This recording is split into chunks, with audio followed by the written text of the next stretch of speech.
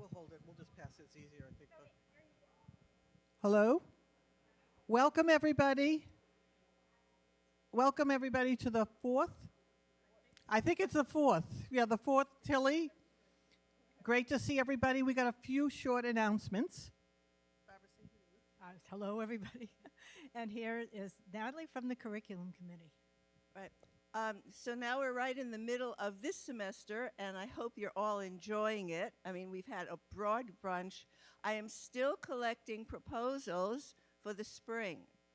If you want to come up to me, tell me your ideas, I'll help you with it. And we're just very eager to have a broad number. We do need more. So, just think about it, because they are due on Monday. Thank you. We'll wait a little bit if somebody's really interested. Thank you. I'm Marilyn Pritikin, and I'm embarrassed to be up here talking about myself.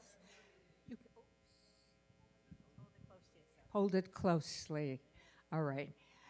Next Thursday, I won't be at TILLI because I'll be at the Jewish Museum of Portland, Maine, showing my jewelry on Thursday and Friday. It's for the congregation up there.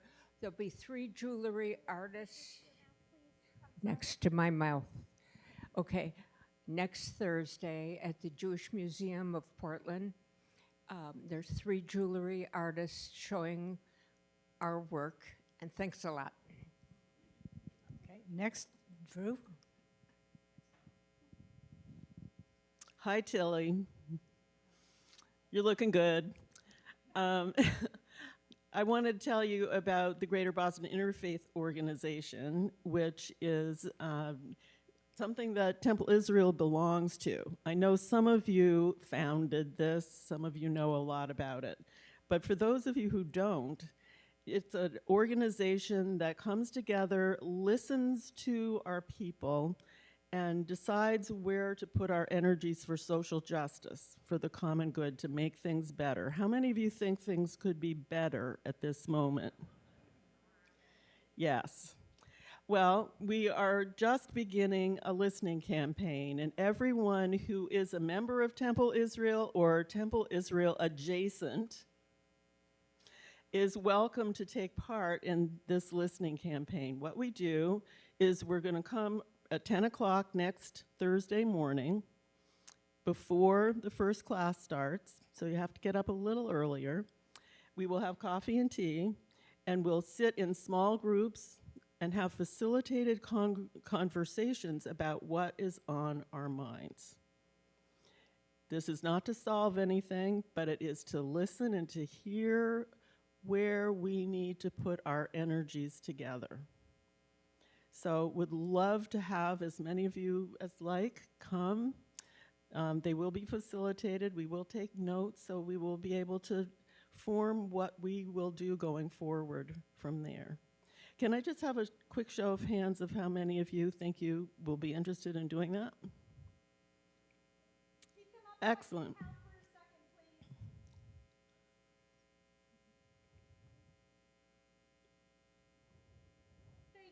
There is a registration form. Please register. Helpful to know for the amount of coffee.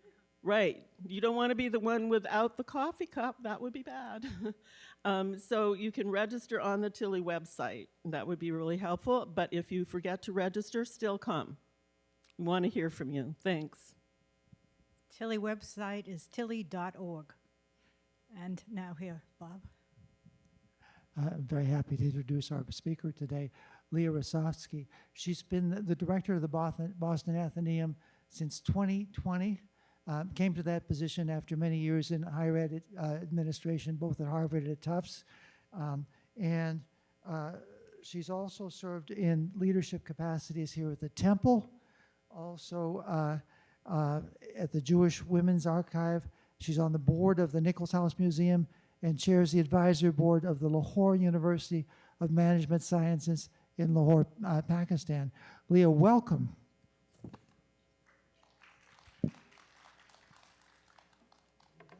So it's a special pleasure for me to be here and to be here talking about the Boston Atheneum. I love the Boston Atheneum, but I love Temple Israel. So I'm just going to ask the sound. How is the sound? Is this too loud? It's good? Okay. All right. It's hard to tell when you're here. I have been a member of Temple Israel for just about 30 years, and I will share with this group that coming to a temple was an act of rebellion on my part. My parents were, both very involved in all kinds of different aspects of Jewish life, but for different reasons. My mother was an 8th generation Sabra, and my father came from a kind of family of Russian intelligentsia. Neither of them had any thoughts about synagogues, and so when I joined a synagogue, they were both shocked. Although they did eventually, over time, agree that it actually turned out not to be such a bad thing. So how many of you have ever been to the Boston Atheneum? Oh, many of you. Okay, how many of you have been there within the last 3 years? That is fantastic. Okay, how many of you are members? Not so fantastic. Okay, how many of you have been members at some point and are not members now? Okay. All right, that's actually really, that's helpful, and we can talk about the Boston Atheneum with that in mind. The Boston Atheneum, as I said, it's an amazing place. It's changed a great deal over time. When I think about it in this context. So it's all about different kinds of discovery. You know, it can be as simple as the discovery of a great book and a really comfy chair to read it in. It can be the discovery of a new set of ideas. It can be a discovery of an amazing piece of art and the discovery of a terrific person with whom to have a conversation. It all happens in an unbelievably gorgeous building. For those of you who've never been inside it, you don't know what you're missing. It is truly a masterpiece, and it is really unique within Boston. So that's a picture of the outside. The questions that people ask me are always the following. The first is, what is the Boston Atheneum? And the second is, and actually, what's an Atheneum anyway, right? So the Boston Atheneum is a combination of a library, a museum, and a cultural center in this unbelievable building. We're member-supported, like many of our great institutions in this city, and anybody is invited to be a member. We have as I said, we're member-supported, so we have a fee. Anybody who would like to not only can be a member, but we would love it if you were a member. And we often think of ourselves as being the most interesting place in Boston. We have amazing things happening all the time, and all different kinds of amazing things. So it's a lot of fun. So what is an Atheneum? So that is a picture of a very large statue that stands in our lobby. It's a statue of Athena. And for those of you that can see, she's wearing a helmet, and she's actually carrying a spear. Athena is the goddess of war, which is what she's dressed for in this picture. She's also the goddess of wisdom. And Atheneums, the word is used to mean a huge range of things. It starts in being used by the ancient Greeks who build temples to Athena that are about learning. And it becomes kind of revived in the mid-1700s and starts to get used for places where people get together and talk about ideas. It's gone on to be used for all kinds of different things. Many of you may know the Salem Atheneum or the Providence Atheneum. Wonderful places, quite small. The Nantucket Atheneum, for example, is in fact Nantucket's public library. There is an Atheneum in La Jolla, California, which is all about music. There's another one in Pasadena that is an eating club. There's a very fancy private club in London called the Atheneaum, very fancy, very private. And there's actually an Atheneaum hotel in London. So the word gets used to mean all kinds of different things. So when the Atheneum was founded, this is actually from the picture was taken in the early 1900s, but that's the way the building looked for the first part of its life. The Atheneum actually gets founded in 1807. And it's founded by a group of basically Boston merchants who are interested in getting more access to books and newspapers. They're very expensive at that point, and they wanted to kind of pool their resources so they could see each other's books, they could share newspaper subscriptions. It's also founded as a place to think about all kinds of different ideas. You know, there was less of a separation of different types of learning and education at those points.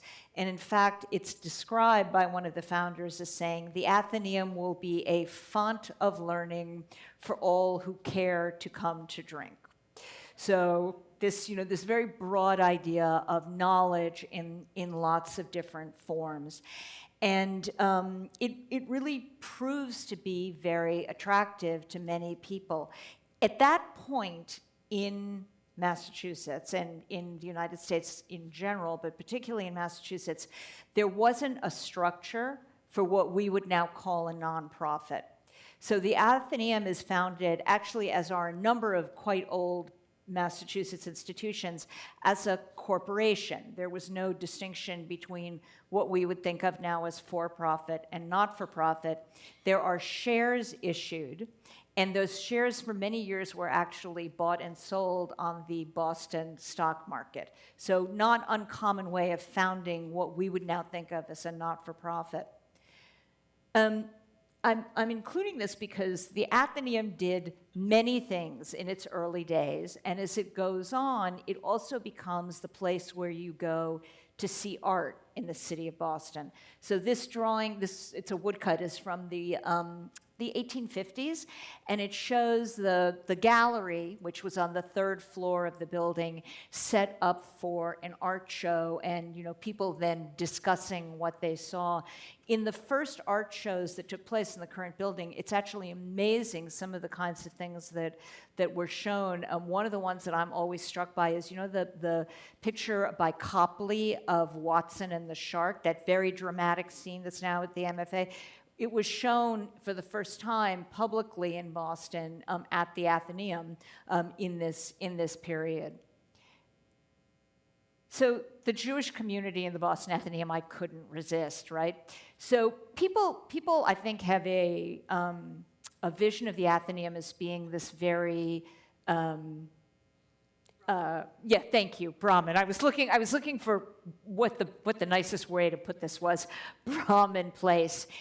It's really not in its founding. It's actually quite interesting.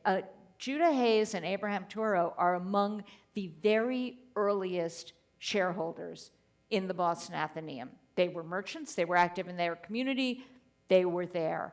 The Atheneum in the 1800s represents a shockingly diverse sets of views. I mean, there are people who are benefiting from the trade in enslaved people, as many Massachusetts merchants did. There are among the most active anti-abolitionists in the community there. Women are allowed in from the very beginning. There are records of women shareholders extremely early. In most cases, they didn't buy the shares. They inherited them, but they were considered full shareholders. And Hannah Adams, who is widely considered the first professional writer in the United States, is a member from the, she's not a member because she didn't have the money to be a member, but she is allowed to use the library from the very beginning, from the minute it's set up, and did much of her work there. So I'm not going to remember what their shareholder numbers were, but they were both under 100, which is essentially the first set. So the building, it's, as I said, it's an incredible, gorgeous building.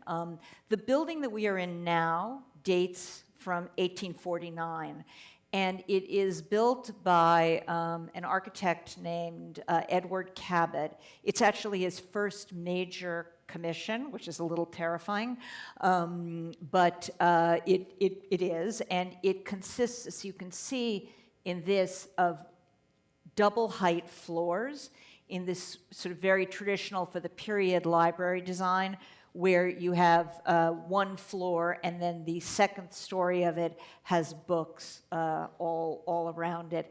The exterior of it is a basically a Palladian kind of, Italian, neo-Italianate building. It's quite unique. It's sandstone. When it was built in this neighborhood, people thought it was kind of appallingly unattractive and radical, although over time people grew to be very fond of it. But the space is light-filled, it's comfortable, it has big spaces, it has like little nooks that you can study in, and it's really, it's a treat to walk in there. We have circulating collections, so we have about 500,000 books that you can take out, and they range from, mystery stories. I actually, last night as I was leaving, saw on our new bookshelves a copy of Louise Penny's latest book, and I had to refrain from taking it out because I don't have time to read it right now. But, we have all of the latest kind of things along those lines, as well as novels, and our collections, have every historical novel you can imagine. We focus now on the humanities. So fiction is a very important part of what we collect, history, broadly, biography, and also art. So we collect a great deal about art broadly and collect about art as it's happening today. So it's a very important part of our collection on the circulating side. We also have a lot about the book itself. One of the real areas of specialty that we have, both in our collection of this kind and in our special collections, is around the book. And it's the book, the history of the book as technology, the book as work of art, and the book as actually a medium for art. There are many artists now who use the form of the book as a way to create a piece of art in and of itself. Those are all an important part of the collection, both on our circulating side and on our special side. So what you're seeing there is that is part of the Audubon folios. We have a complete set of the Audubon folios. I don't know if you can tell from this, the woman standing there should give you an idea. The Audubon folios, if anybody has ever seen one, you can know this, are huge. They're actually called the elephant folios, and they are so big that when we take them out, you need 2 people to actually turn the pages. But we were among the original subscribers and have a complete set. Our special collections are things that don't circulate. Anybody who would like to can come see anything that's in our special collections. You need to make an appointment, but all we ask is that you make an appointment so we can make sure to have somebody there to work with you while you're looking at it. And our collections run a real range. We have a lot of rare books, we have first editions, we have a lot of pamphlets. In the very beginning, I mentioned we began in 1809. Our first librarian was a fanatic about collecting pamphlets and tracts, which were kind of the equivalent of social media in that period. People would write a political whatever and print it in these pamphlets and hand it out and stick them up. And so we have a very important set of those pamphlets, which are really a history of Boston's political debate in the 1800s. We have many, many different kinds, of rare books. lots of different historical documents, newspapers. We have the complete run of The Liberator, for example, just to sort of give you some sampling. We have important Confederate papers. We have one of the most complete collections of papers dealing with the Confederacy in the country. We have the majority of George Washington's personal library. We don't have the entire thing, but we have almost the entire thing. We have lots of maps of Boston heavily, but beyond. We have lots of prints and photographs, and we have a whole art collection. Again, paintings, photographs, collages, a lot of works on paper. And they're all things that people can come and see, as I said, if they make an appointment. And so that's really an exciting piece of it. We really focus our collecting at this point because we collect actively still. You know, we have a lot of things we've gotten over time, but we're very active. We're very active still, and we're very lucky to be able to do that. We focus our collecting on things that have a connection to Boston, New England, and things around, as I said, the book broadly. Oh, there we go. So we do exhibitions. We have an exhibition on right now that I cannot urge you strongly enough to come see. It's by a Boston painter, Alan Rohan Crite. I don't know how many people are familiar with Crite. Yeah? Oh my gosh, this is a terrific audience. So Alan Rohan Crite is a Boston painter of the 20th century, Black, lived in the South End and what's now called the Lower Roxbury community. Paints, does watercolor, does woodcuts, does books. He's an amazing and really quite under-recognized Boston artist. He is remarkable for a couple of things. One is he really focused on his community and the daily life of his community. A lot of the painting that was going on at that point, and a lot of the art in the sort of Northeast, let's say, Black community was really dominated in many ways by the Harlem Renaissance, which had a different kind of perspective. And Crite talked about wanting to focus on people's everyday lives. And he really does that in an amazing way. These are just two examples of his watercolors, which are on view in our show right now. We're doing the show in conjunction with the Isabella Stewart Gardner. So we are both showing his work from two very different perspectives. And while I have confessed to a certain favoritism for ours, the other show is wonderful as well and shows a very different and interesting aspect of his work. So another really exciting thing that we get to do. So what do? As I said, quiet study. You want to find a place that is so quiet you can't believe it. We have those. We have a lot of places that aren't so quiet also. So if you're like me and you prefer to work in a coffee shop, we have that kind of environment as well. All sorts of art and beauty, cultural events. You know, just in the last couple of weeks, we had Tim Bouvier, who's a British historian who's just written an amazing book about World War II. We had a lecture last night from a woman who is a professor of law at BC talking about the tax code and how it creates unbelievable inequality between the ultra-rich and everybody else. I was not prepared for it to be as fascinating and as riveting as it was. I thought tax code, give me a break. It was fascinating. You know, next week we have Stephen Greenblatt coming to talk about his new book. So we really have a huge range of things. And we really work hard, and this is something that I know both Temple Israel members and TILLI will appreciate. We really work very hard to build a community. We've been astonished and thrilled at the appetite among our members for opportunities to be together. And one of the things that's really interesting is, our membership, and again, I think this is a little different than what's in people's minds, because I think it's not just Brahmin, I think it's Brahmin and, let's say, our general age group. Half of our membership is under 40.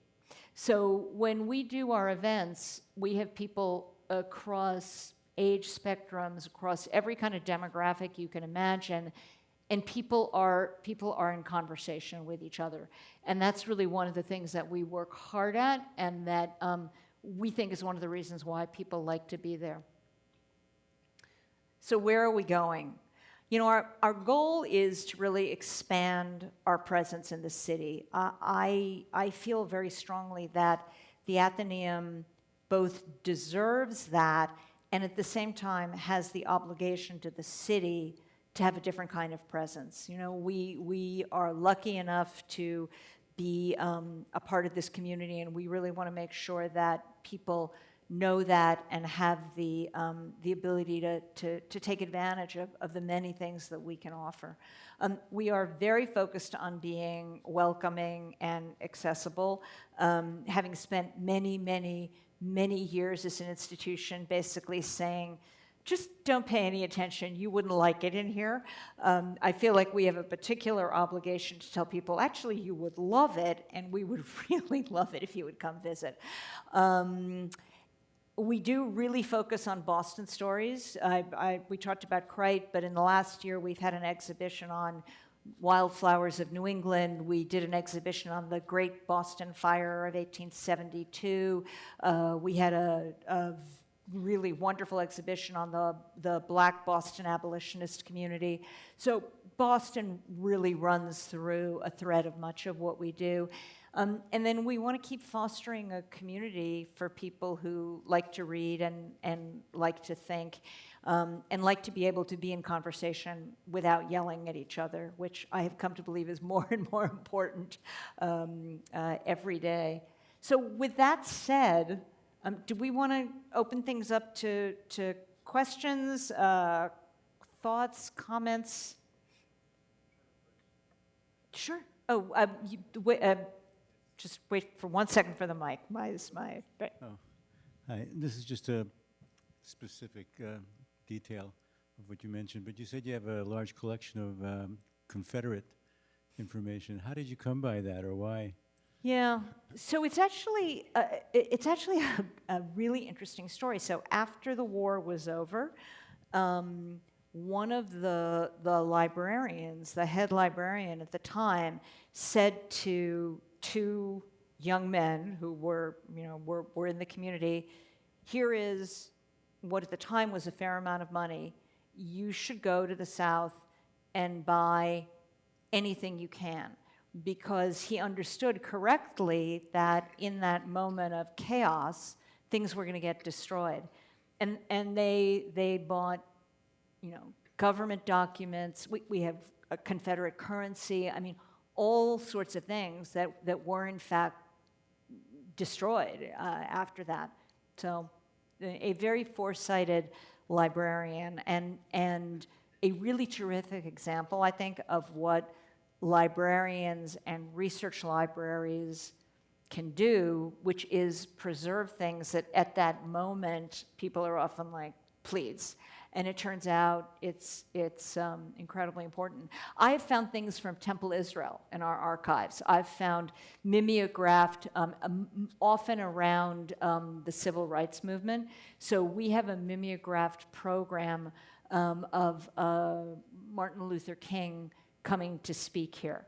And clearly somebody, my guess is a Temple Israel member, brought it and said somebody should keep this. And just a fascinating example to me of how in the moment people are, what do you need that for? But turns out to be really important afterwards.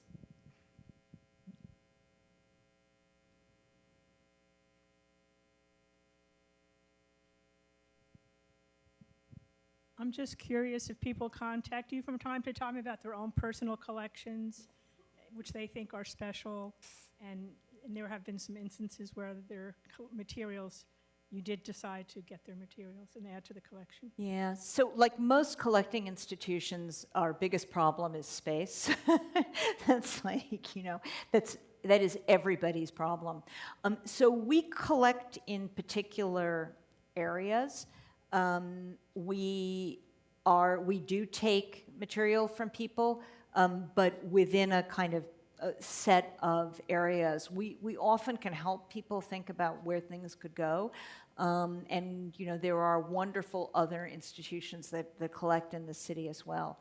So yes, it's always worth asking, and we will look at it and evaluate it based on what our collecting focus is. So, yeah. Since you are a collecting institution and you are limited in space, I've been there and you're very limited in space. Do you de-access also? I mean, or you just keep accumulating and accumulating and accumulating? So that is a big question for every institution. So I'm going to talk about our collections in different ways. So on the circulating side, like the mystery stories and the novels, we do deaccession more regularly. We try to think about, when the Louise Penny novel is first out, we'll have 3 copies of it. We don't need 3 copies of it in 2 years from now. So we'll do that, and that every library does some version of that. On the special collection side, we almost never do unless there is a particular reason. So actually, it's related to the question earlier. We had a collection of papers where we had some of it and Mass Historical Society had some of it. And we had a conversation with Mass Historical and with the person who is the great-grandchild of the person who gave it. And we felt like it would be better for the collection to be in one place. It would be better from the researcher's perspective. And so after a conversation, and we did this quite recently, we gave those papers to Mass Historical. But we only do that after significant conversation and conversation with our board and within a set of policies. So. Oh, it's a good question. It's a tough problem. It is a tough problem for collecting institutions. So I'll give you a TILLI plug. Okay. Several years ago, I taught a TILLI study group called Travelers to the Holy Land. Oh, and yeah. I did all my research and collected all my materials from the Atheneaum because of the That's right. guidebooks you Yes. have. I mean, people have been traveling to the Holy Yeah. Land, so I was going to say since the days of the Canterbury Tales and such. And you had such an excellent collection of both guidebooks and first-hand travelers' accounts over the centuries. Yes, thank you. That's true. And some really interesting pieces, for example, in our special collections. I have to say, it's one of the privileges of my work, which is that on a regular basis, I will have a conversation with our curatorial team, and they'll be like, "Oh, well, we have X, Y, Z," and I'm like, "You're kidding? We have that?" So we have wonderful and rich collections, and I have to say, I have only a limited knowledge. But one of the things that I have seen is we have a wonderful book that somebody put together from a trip in the 1800s, which has pressed flowers and other plant samples. So it's in our special collections. You couldn't find it on the open shelves, but a really terrific thing. Yeah. In your interest of, you're talking about bringing it to the community and having it very accessible. If you're not a member, what kind of accessibility does one have? So we have a variety of different ways in which we do that. We have the first floor of the building is essentially open as a museum to people. It is probably one of the least expensive museum experiences in the city of Boston. So for $11, you can come in, you can stay all day, you can see whatever we have that's out. You can sit in our lovely, living room-like space and look at the granary burial ground and kind of contemplate your immortal soul. It's just beautiful. So that's one of the ways in which we try very hard to be accessible. We have what are called day passes, which allow you access to the whole building. They are more expensive, and if you're going to buy a lot of day passes, you should just buy a membership, but we try to do it that way. We also work with different academic institutions. We work in particular with the public colleges and universities. They often don't have, at least the ones in the city, don't have rich special collections. And we really believe there's nothing like contact with an object to learn something. It's just a completely different experience to actually sit there and look at a newspaper from 1855 and read about, the abolitionist movement in Boston. It's very different than being on the screen. So that's something that we do very often is work with classes. We provide a lot of support for teachers kind of in the K through 12 space as well, although not so much in terms of visits. We're not a great place to bring the third grade, but we have a lot of things that we provide kind of in support for teachers in that way. What's the story behind your acquisition of most of George Washington's library? So, I'm sorry, where somebody asked that, I didn't, oh, thank you. Okay, and I want to say, the lady over there has had her hand up for a long time, so after this, let's go there and then here. Thank you, Bob. So, George Washington had no children of his own, but one of his wife's great nephews ends up with the library, is having financial trouble and wants to sell it, and assumes that it will be very popular and exciting and takes it to Mount Vernon, and they're not interested, and the Library of Congress is like, we have copies of all of this, we're not interested. And the very savvy book dealer at that point started making, noises about selling it to the British Library, and the Boston community was so outraged that they raised the funds to buy it. So this happens in the late 1800s, early 1900s. So, yeah. Yeah, hi, thank you. Yeah, I've always wondered how, the Atheneaum being such a large, grand building gets the address 10.5 Beacon Street. Is I there know, any which has become only cooler now that Harry Potter has. okay. Yeah. Any story there? Yeah, no, there is. So when the building was built, we didn't have an address. There was sort of no need for addresses. People were just like, oh, the Boston Atheneum. Everybody knew where it was, and if you were really lost, it would be the Boston Atheneum on Beacon Street. And then in the early 1900s, we were required to take on an address, and at that point there was a 10 Beacon Street on one side and a 12 Beacon Street on the other side, and that's how 10.5 happens. You'll see half addresses in kind of the Beacon Hill Back Bay area every so often, and it's a remnant of that. So, and I think we had a question here, Bob. About the relationship with the city of Boston. Oh, if you. Question about the relationship with the city of Boston, and especially with Mayor Wu's object of opening museums and cultural institutions to families once a month. So we are not a part of that. I think that we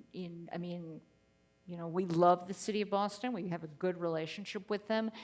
They have not offered that to us. I think that they are going probably correctly for larger museums that can accommodate large amounts of children and families.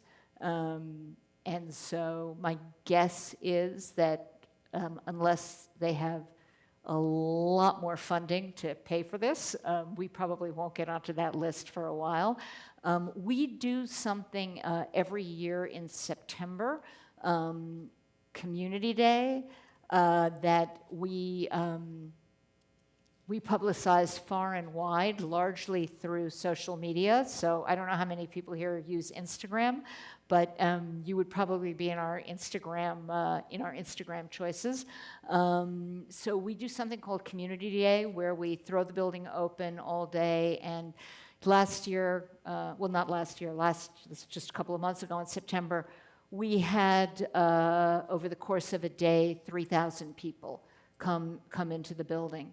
And that turns out to work really well for us. It is, just because we're a relatively small team, it is a massive exercise for us to do it, and it's just not something we can do on our own more than once a year, because I send it takes the entire team being in the building, and when they go home, you can just tell everybody's going to lie down, put their feet up, and put a cold compress on their forehead. It's a lot of people for us to handle. So, but incredibly exciting. Back there.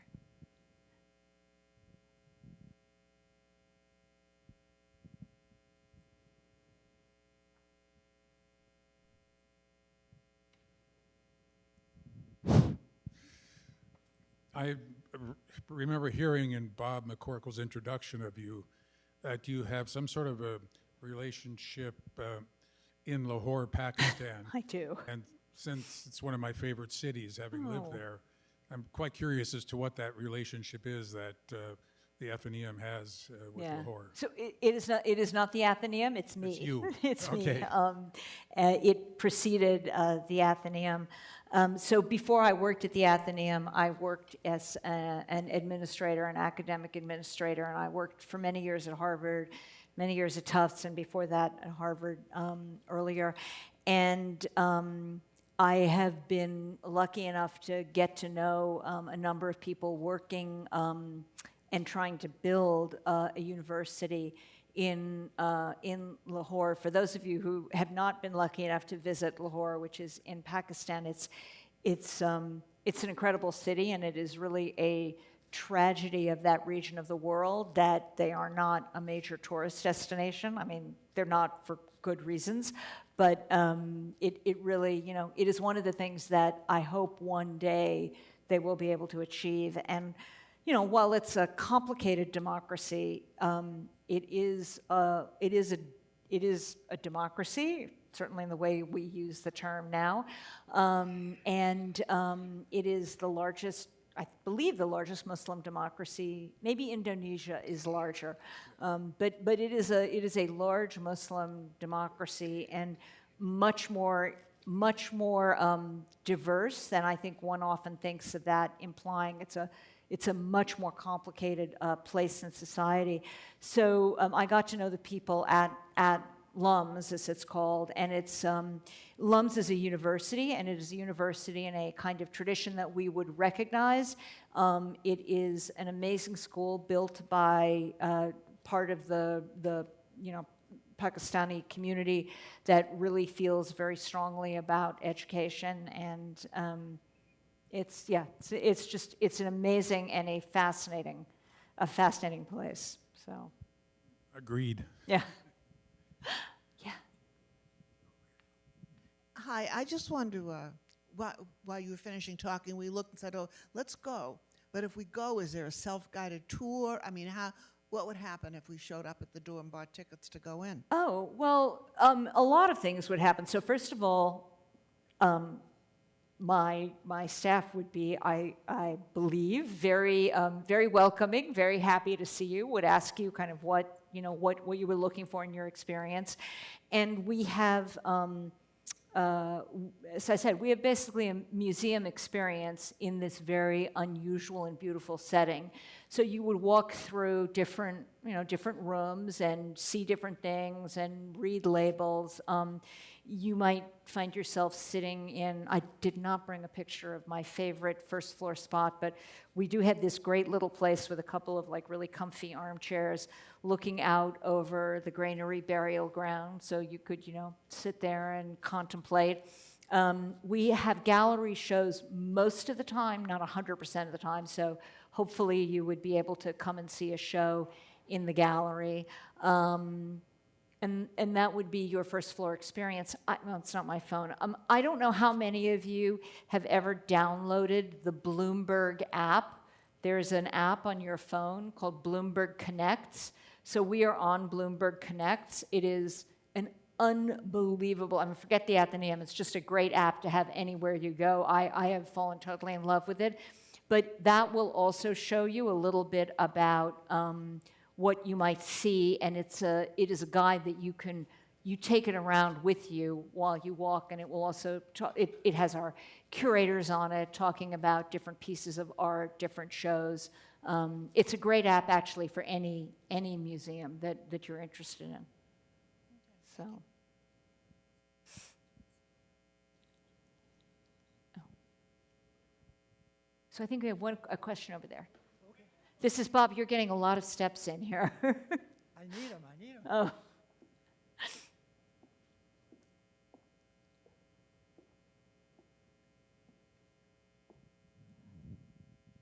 How long is your current art show going to be there?